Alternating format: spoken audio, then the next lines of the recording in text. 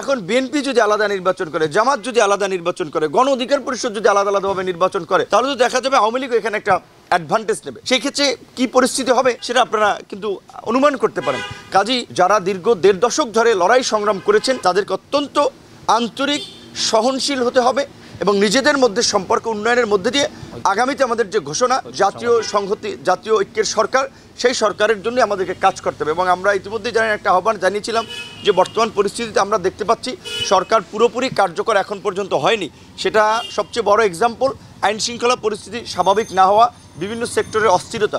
কাজেই আমরা কিন্তু বারবার আহ্বান জানাচ্ছি যে এই সরকার যদি ব্যর্থ হয় এই জাতির উপরে বড় ধরনের বিপর্যয় নেমে আসবে। সেটা আওয়ামী লীগ সরকার যতটা না ক্ষতি করেছে, যেই আপনার ডিজাস্টারাস হয়েছে, তার চেয়ে বড় ধরনের কিন্তু বিপর্যয় নেমে আসবে যদি এই সরকার ব্যর্থ হয়। কাজেই এই সরকারকে সফল করতে আমাদের কাজ করতে হবে। এখন এই সরকারকেও আবার জনগণের কথা শুনতে হবে, রাজনৈতিক দলের কথা শুনতে হবে, বিকজ রাজনৈতিক দলে আলটিমেটলি রাষ্ট্র চালায়, তারাই সমাজ এবং রাষ্ট্রের বিভিন্ন অংশের প্রতিনিধিত্ব করে। কাজে সেই ক্ষেত্রে আমরা বলেছিলাম যে সরকারের এই সংখ্যা, উপদেষ্টাদের সংখ্যা কিংবা কাঠামোর পরিসর বাড়িয়ে এইটাকেও একটা জাতীয় সরকারের রূপ দেওয়া, তাহলে কেউ বলতে পারবে না এইখানে কোনো 2-1 ব্যক্তির পছন্দ মতো একটা গভর্নমেন্ট ফর্ম হয়েছে।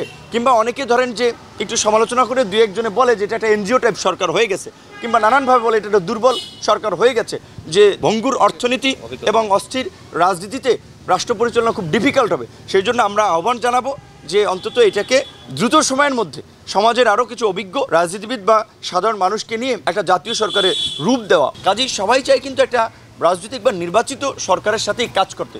সেই ক্ষেত্রে এই সরকার বেশি দিন থাকলে সেটা মানে এই মুহূর্তে দেশের যে ইকোনমিক ক্রাইসিস এবং অন্যান্য যে ক্রাইসিস, সেইটা বোধহয় ভালো হবে না। তো এখন এক একজন এক এক কথা বলছে 2 বছর 3 বছর। এইটা তো ধরেন সম্পাদকদের সাথে মিটিং হয়েছে, সেখানে সম্পাদকরা বলেছে 2 বছর থাকতে, 2-3 বছর থাকতে পারে, এরকম বোধহয় একটা কথা বলেছে। এখন সম্পাদকদের কথা যদি আমরা ধরে নেই, এই সম্পাদকদের গত 15 বছরে যে ফ্যাসিবাদ বাংলাদেশে স্থায়ীভাবে আসন ঘিরে বসেছিল, জনগণের উপরে যে অত্যাচার, নির্যাতন, নিপীড়ন, মানবাধিকার লঙ্ঘন, গুম খুন চলেছে, সেইটা নিয়ে এই সম্পাদকরা কতটুকু প্রতিবাদ করেছে, তাদের সংবাদ মাধ্যম কতটুকু শক্ত ভূমিকা পালন করেছে। আমি বরাবরই বলছি আমরা স্বাধীন সংবাদ মাধ্যমের পক্ষে, সাংবাদিকদের মুক্ত সাংবাদিকতার পক্ষে, এবং বিভিন্ন পত্র পত্রিকা অফিসে হামলা হচ্ছে, দখল হচ্ছে, এগুলো নিয়ে আমরা পরিষ্কারভাবে আমাদের অবস্থান ব্যক্ত করে যাচ্ছি। কিন্তু এই সম্পাদকদের মধ্যেও কিন্তু আমরা সুবিধাবাদী সম্পাদকদের দেখেছি, যারা শেষ পর্যন্ত সরকারের সাথে আঁতাত করে তারাও ওই আপনার জোয়ারে গা ভাসিয়েছেন। কাজেই সেই ক্ষেত্রে কোনো একটা কমিউনিটি, সেটা হোক ব্যবসায়ী কিংবা সম্পাদক কিংবা মুক্তমক, তারা বললে সেটাই যে হবে এটা না। এখানে মেইন স্টেক হোল্ডার হচ্ছে রাজনৈতিক সংগঠনগুলো, রাজনৈতিক নেতাকর্মীরা।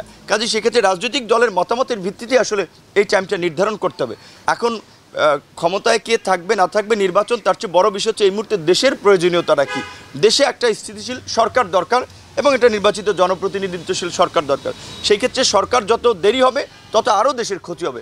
সেই ক্ষেত্রে দ্রুত সময়ের মধ্যেই আপনার একটা নির্বাচন এবং আপনার একটা নির্বাচনের মাধ্যমে জনপ্রতিনিধিত্বশীল সরকার দরকার, নির্বাচিত সরকার দরকার। আমার মতে যে সেটা 6 মাস থেকে 1 বছর হতে পারে, সেটা 2-3 বছর এটা হলে তো আরও আর্থিকভাবে আমরা ক্ষতিগ্রস্ত হব। এবং আগে কেয়ারটেকার গভর্নমেন্টের মেয়াদ ছিল 3 মাস, 3 মাসে তারা নির্বাচন করেছে।